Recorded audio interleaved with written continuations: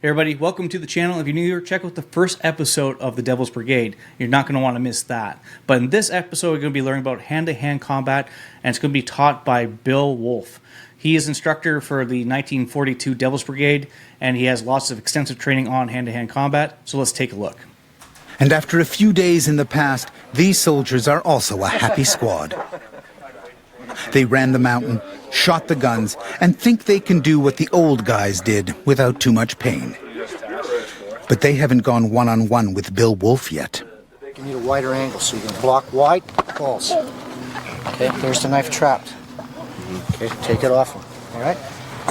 This is not going to... Drive into him, get your hands on your head, right there. Key stick. You couldn't be a very good cook, okay? Meet Bill Wolf, one of the meanest 60-year-olds around. Drive into the guy's chest, okay? Then you got his eyes with these hands. Wolf, a hand-to-hand instructor in the Canadian Army, teaches what's called defendo, fighting dirty. If the guy's going gung-ho on you, protect, bust his legs. If he's got no wheels, he can't fight. He learned his trade from Pat O'Neill, the man who trained the brigade. Well, the hand-to-hand combat was with Pat O'Neill, and it was his kick and poke method that he had developed while he was with the Shanghai police. And he was an expert unarmed combat guy. He was a 6th degree black belt. He had a very simple philosophy. If you have a gun, use it. If you have a rock, use it. If you have a stick, use it. If you don't have anything, this is what you do. Okay? And what you did was forget the rules and fight like a Shanghai street cop. Because what you're thinking is fighting square fight. Okay? What you got to do is get out of the boxing mindset, the sports mindset. If I go boxing, you bust my legs. The first thing he taught you was to close, never retreat, which is what your opponent expects if he menaces you. You got to close and take the guy out. If he's throwing jabs, whoomp, whoomp, whoomp, you're backing up, you fall in a fucking hole. Keep your hands up, cover, bust him. Take his lead leg out, break it. You're thinking sport. Got it? Practice. Let's go. Close the hole and kill. For me personally, because I was a kind of a mild-mannered kind of a youth, I had a hard time with that. In the hand-to-hand combat, I was always the loser, you know. I didn't think I had it in me to do this sort of stuff, but after a while, I picked it up. I'm going to have to hurt him, aren't I? Back to his eyes again. Okay? Position. Nervous stop. Up. Okay? Eyeballs. It's no sport at all. It's kill. And it's your... How good are you at defense against somebody attacking you so you can be effective in killing? Just that simple. Nice and simple. Grabbing left hand to his wrist, underarm, pull. Get behind him. All right? This is called an arm drag. The purpose of it is to clear the front position, take his back so you can pick him up. All right? So, nice and simple. In here, pause. Take him out, down. All right? Working it off nice and simple. From here. 1, 2, pass. The dirtier it is, the better I like it. Got it? Right. Partner up, practice. Thank you.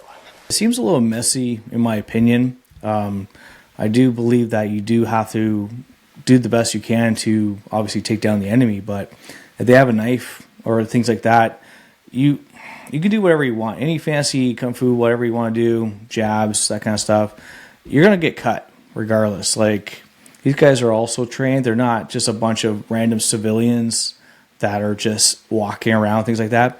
This would be, in my opinion, very tactful for people who are not expecting it whatsoever.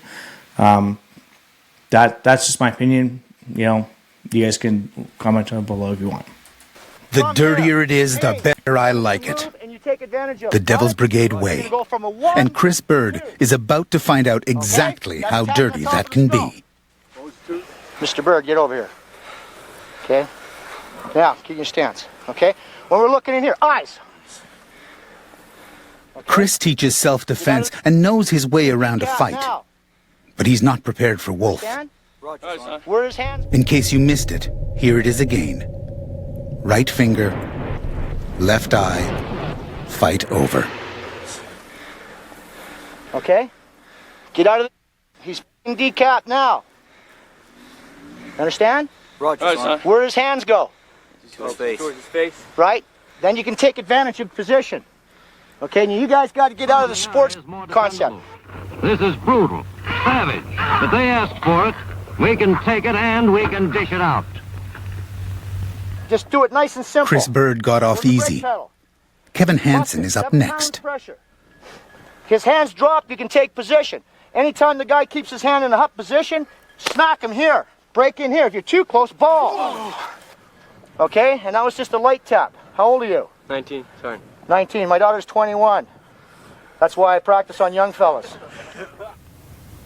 Hits to the temple, which could kill a man.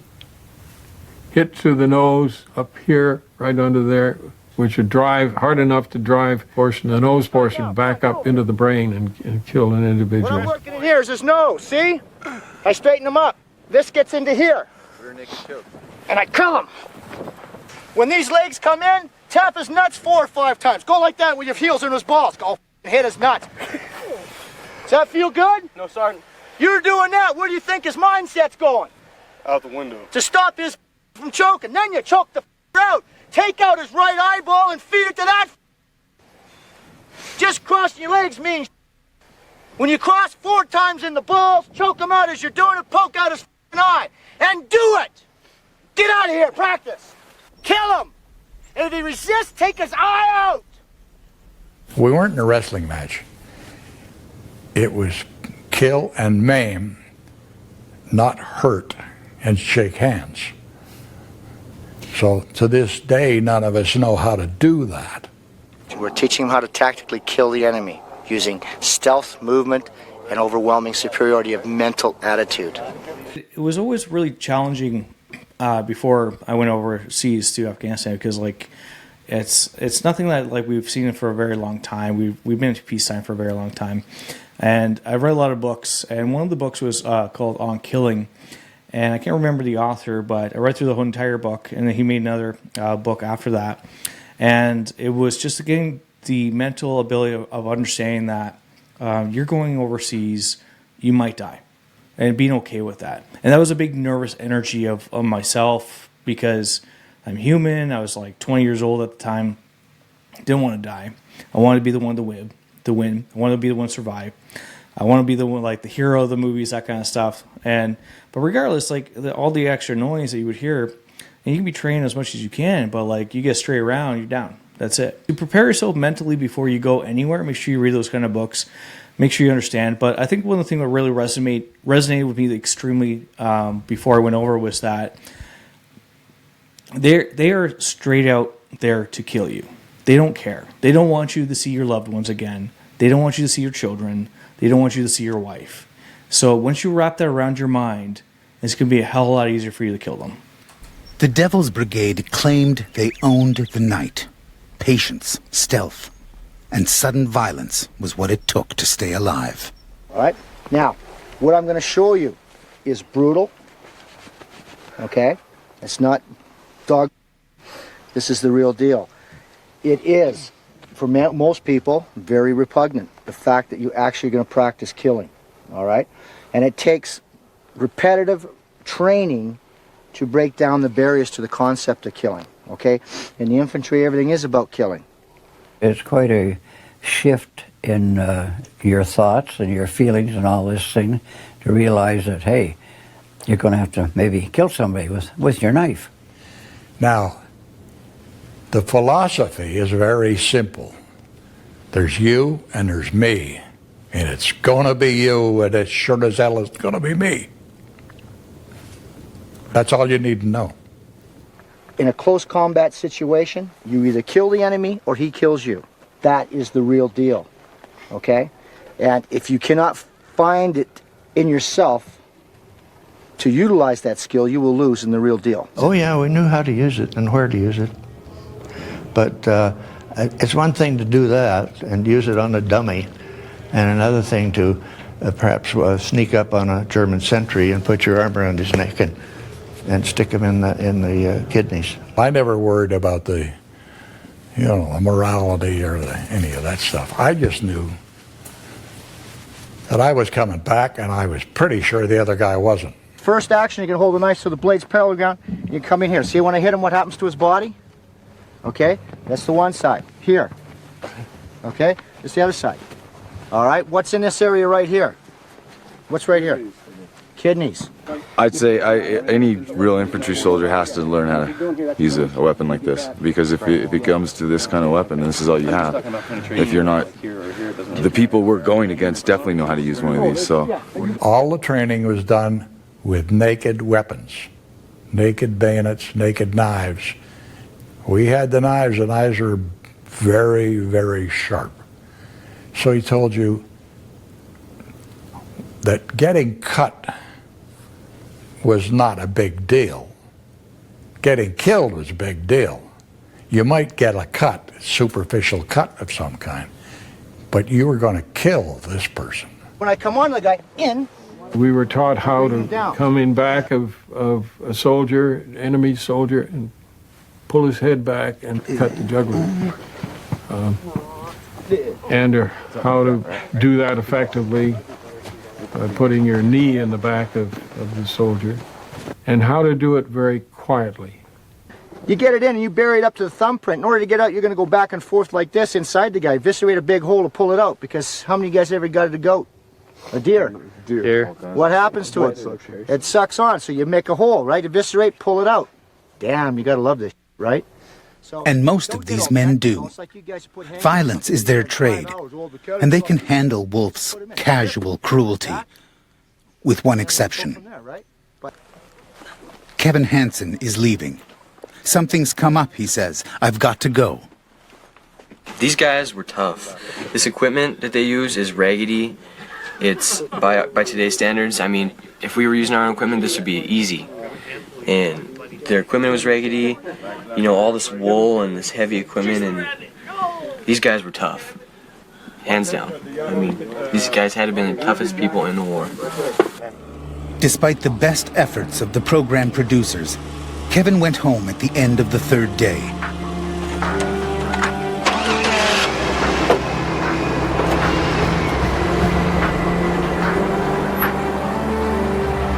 The hand-to-hand combat hurt him. Bill Wolf scared him. Too intense, too angry, too real. Yeah, well, moral of the story is don't send your sons and daughters off to war if you don't want them to learn it. You can say that, but that's exactly what the government does. The government will send anybody else but old people, old men, politicians, doctors, whatever you want to call it, but anybody, like, that's what they do. That's what they do. Ready on the right? Right side's ready. Left. Stand by. Go. After months of being taught how to kill, the Devil's Brigade was literally at the end of their rope. These were hard men who had signed on for action, but all they'd had was endless training. Well, the rough training encourages one to want to get out of the training and into the action. Rumors began to spread. A mission was in the wind. Well, we pretty well knew that we were going to go to Norway. Allied intelligence had learned Germany was moving quickly on their atomic bomb project. Nazi scientists were making heavy water at a research facility deep in a Norwegian fjord. The Devil's Brigade was tasked to destroy it.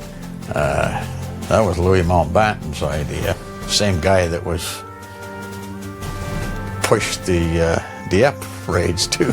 So the mission, called Operation Plow, was a mess right from the start. It seems to me it was a rather strange mission. Oh, I think it's a usual military screw up. Particularly since the final plan to deposit us into Norway had not been worked out. We knew it was a suicide mission. If you can imagine how dumb people can be. We knew it was a suicide mission. If you're going to parachute into a place like Norway and you're going to ski and blow up a power plant, which is defended by Germans who were very skilled in winter warfare because they've been fighting in Russia. And where were you going to go? Was only one place to go. If you were in the 1st Regiment, you would go to Sweden, except that Sweden didn't want you. Story may be right. It might have been a suicide mission. All I'm saying is none of us thought so. Canadian Army, that's a highly mechanized. The American Army had built a prototype snow machine to carry men and equipment, the Weasel.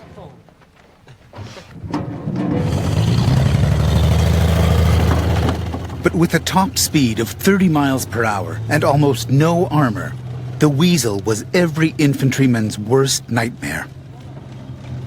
The vehicle we had, the Weasel, the only bomber that could handle it was a Lancaster, and the Lancaster was under the control of the Brits, who did not want to trust their great new bomber to such a mission. Operation Plough was cancelled when the Norwegian government objected to the plan.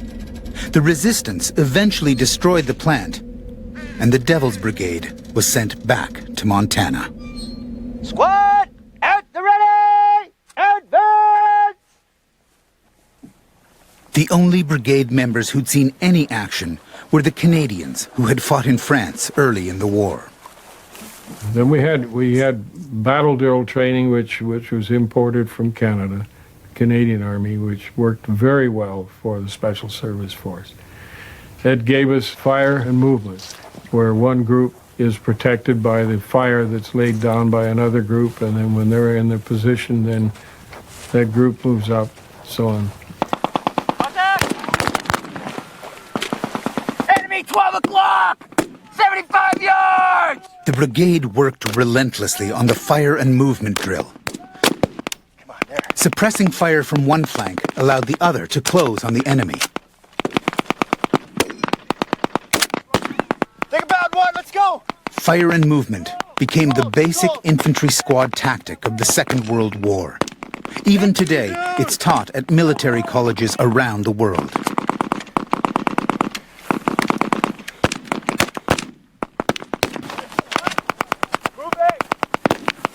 These soldiers have all done this type of exercise many times.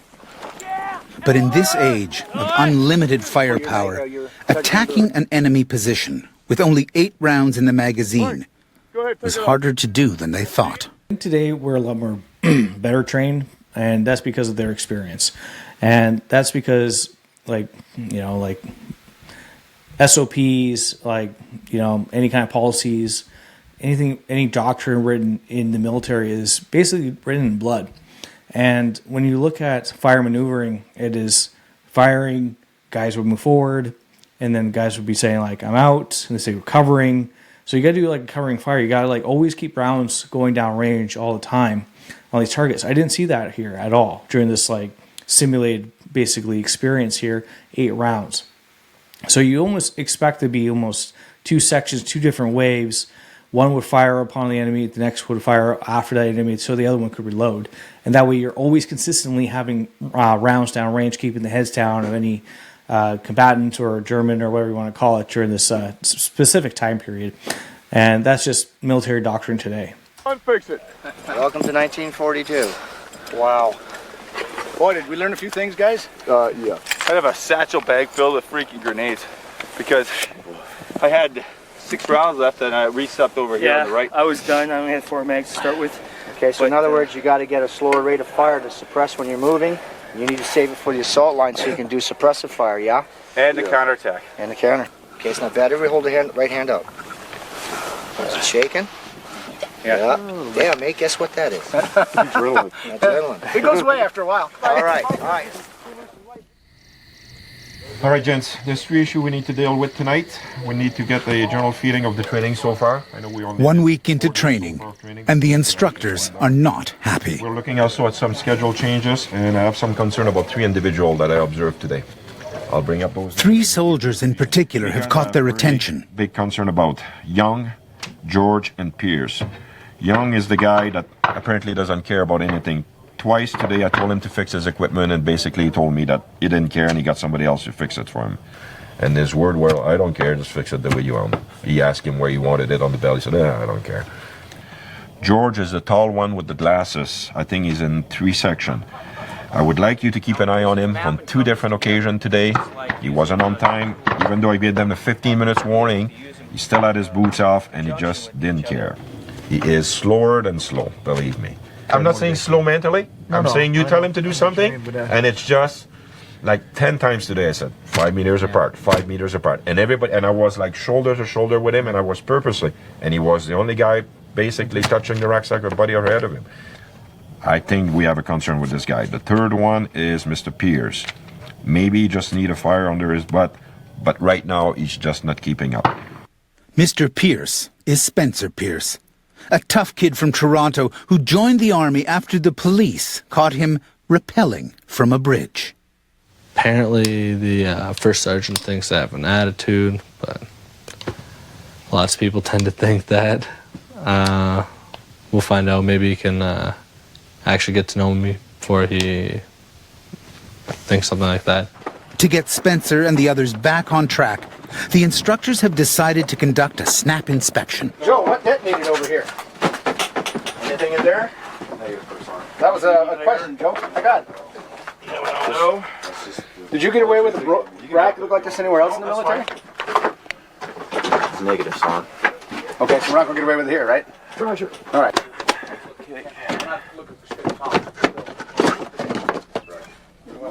I don't want you to be embarrassed if somebody... Have you wore those? No, sir. I don't blame you. There you go. Yes, sir. All the kid is good to go? Okay. All right, I got to ask. I've heard this nasty rumor about you having a electric toothbrush. I do have an electric toothbrush. Where on earth is that? It's over in the shed. Oh, it is? Okay, what are you using now? I've got a standard bristle brush. Okay. Well, outstanding. Good What for about you. your kit? Good for you. The soldiers in this biggest camp thing I got all this hope to be selected for the Devil's Brigade mission in Europe. But the instructors have been told to cut anyone not measuring up. And Joe, Spencer, and Scott Young are in their line of fire. Guys, tell you what we're going to do now is we're going to talk a little bit about the mission for tonight. Basically, what our mission is tonight is an ambush. In this scenario, what we've got is we've got a 2-vehicle... The squad has been ordered to conduct a mission the brigade did many times in battle. Ambush a convoy and kill the occupants. Moleskin Mountain, whatever. Fall right down here and come on up to the tower. Okay? Those 2 vehicles will be lightly armed. Only just a few individuals in it. So basically, we want both trucks destroyed. And whatever occupants are in there. They're coming through, I already said. The art of the ambush is in the planning. Danny Hassel, the U.S. Ranger, has done this type of planning before. Go across the road, send 2 guys up. They go through, sweeping through bodies and all that. Staying together though, man, because you never know who somebody might still be alive. I don't know if we're gonna have to go up there and show you. You got one searcher and one guy. Exactly, so one guy's watching. I like personally the same 2 that go up there are also demo guys. Just like in the force, you know they all knew that. So instead of sending everybody up there, the 2 guys that are searching are now demo guys as well. This will be the first time the group has worked together, and the men are focused. But the gods of war are fickle, and many a soldier has died on a simple mission just like this. There's always the unexpected. No matter how careful the planning is, it's sort of like defensive driving. You anticipate that the guy ahead of you is going to do something stupid, so you be ready for that. In 1942, this is what the soldiers would have seen as they set up their ambush. But with the low-light lenses today's special forces use, this is how the same scene looks.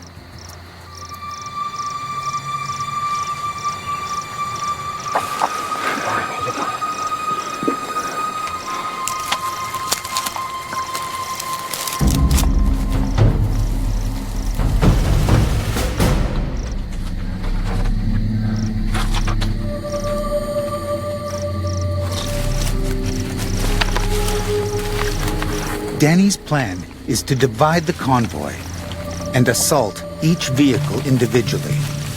So an explosive charge is laid across the road, primed to go off as the first vehicle passes.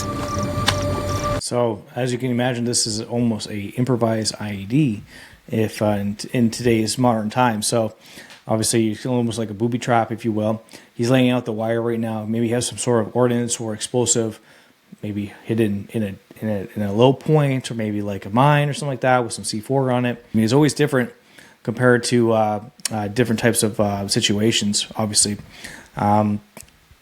Yeah, so he's getting out of the way. He's kind of hiding. But can you imagine operating back in the day without any NVGs? It's be very difficult. NVGs are like quite the asset, but they're not perfect all the time. People always assume that you can always see things really clearly in the night, but you can't. You can only see really things that are in front of you. Things off in the distance, as you can kind of see here in the video, a little bit blurry. Lights are really extremely bright, very vibrant.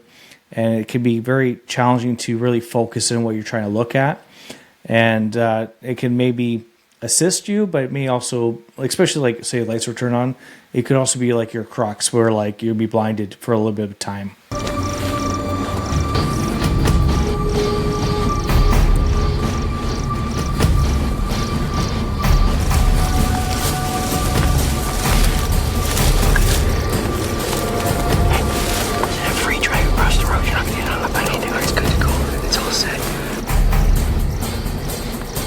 Approaching the trap, an armored personnel carrier and a truck with a .50 caliber machine gun in the back.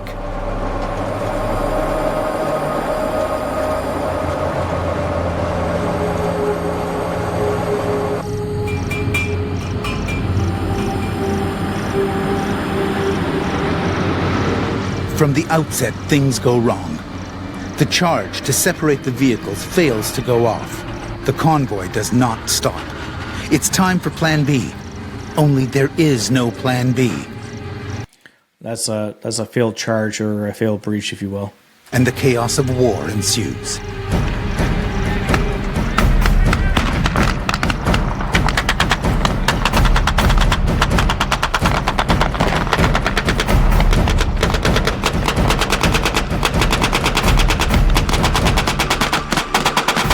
Even though the weapons are only firing blanks, it's clear the machine gun controls the battle. The squad is caught in the open. In a real firefight, they'd have taken heavy casualties.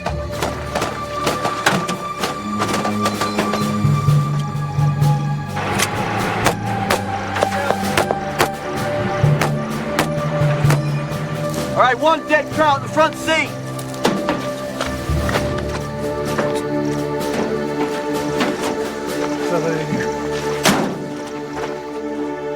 They got through.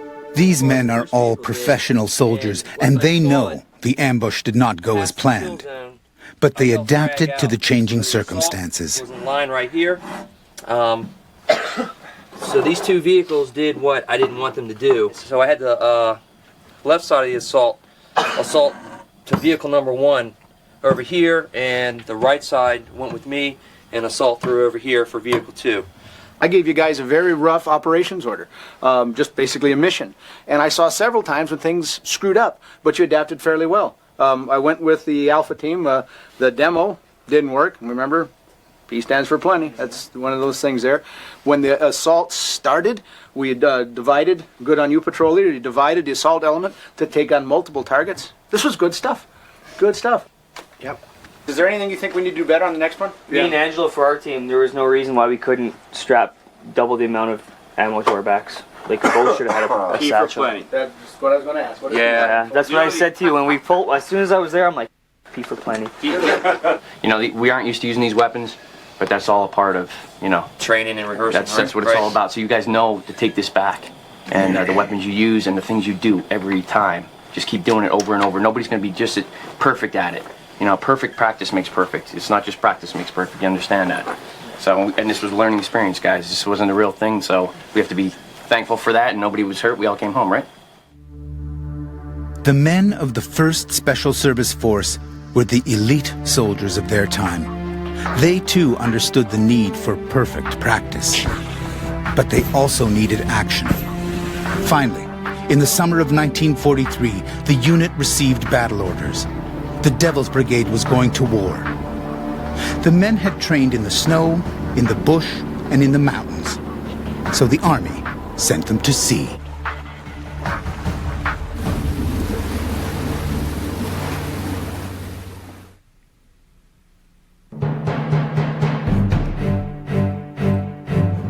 Next time on Devil's Brigade, Alaska. The brigade spearheads an invasion to win back American soil.